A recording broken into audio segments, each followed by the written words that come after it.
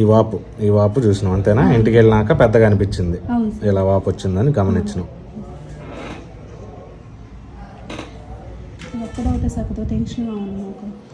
మెత్తగా ఉంది అంతేనా?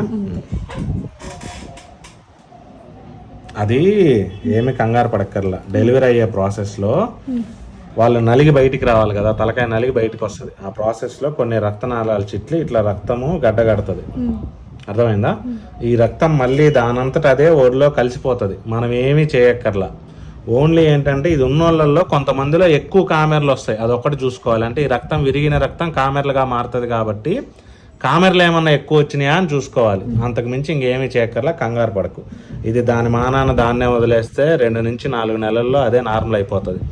ఓన్లీ ఏంటంటే ఏమైనా కామెర్లు ఎక్కువ వస్తాయా అనేది ఒకటి గమనించుకుంటా ఉంటాం. అర్థమైందా?